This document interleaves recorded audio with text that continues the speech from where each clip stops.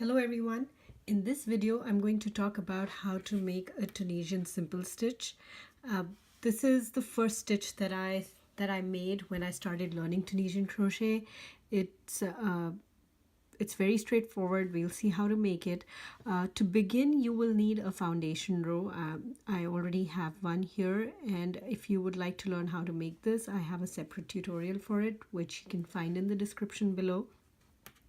So after you've made your foundation row, this is your first stitch.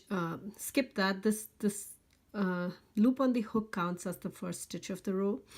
To make a simple stitch, you have to find the vertical bar of the next stitch. So this is my next stitch, and this is the vertical bar of the next stitch. So I'm going to insert my hook there, yarn over, pull through. So that makes the forward pass for one stitch. I'm going to continue doing that for the rest of the rows. So I'll just pick the top vertical bar, the front vertical bar of each of the next stitches, and make simple stitches there. So that's one, and I'm going to do this all the way till the end.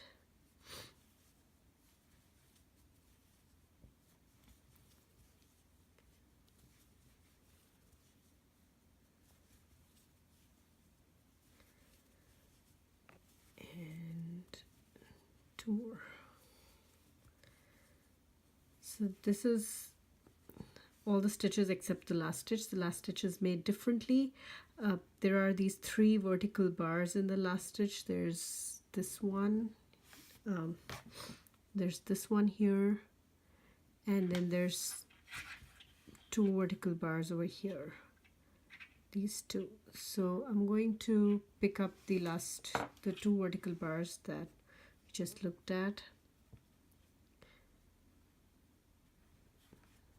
Yarn is splitting. There you go. So there, this is how the forward pass looks. And to make the reverse pass, I chain one and then yarn over, pull through two, all the way to the beginning.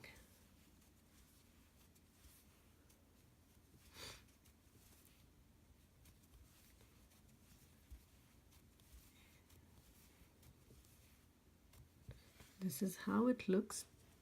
So that is, so the row that you just made defines the one that was made before it. So this current row is not a simple stitch row. The one before it, the foundation row, is now a simple stitch row.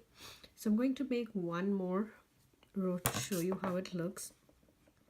So we will let this loop be. We will not make a stitch in the first stitch here. Pick the vertical bar of the next stitch, yarn over, pull through all the way till the end.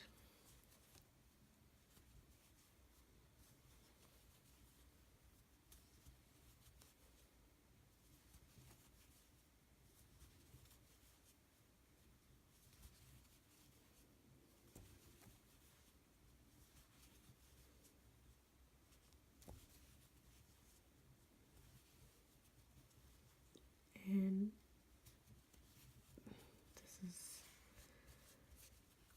is how it looks after the forward pass.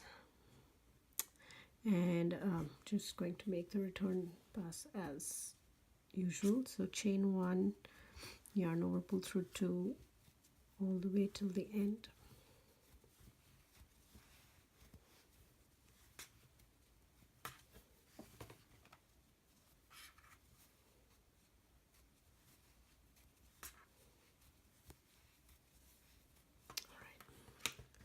So this is how it looks, the front, and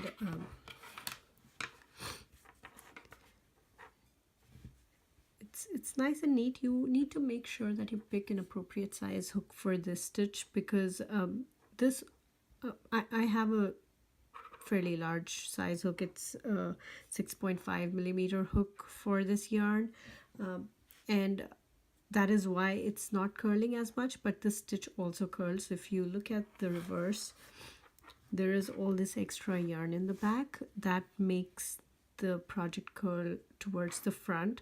So make sure that you have an appropriate size hook. If it is curling, then try going up a hook size, or make a swatch and try to block your swatch before you start working on your project to make sure that the curling gets fixed by the blocking. This is fairly neat in the back. This is how it looks, and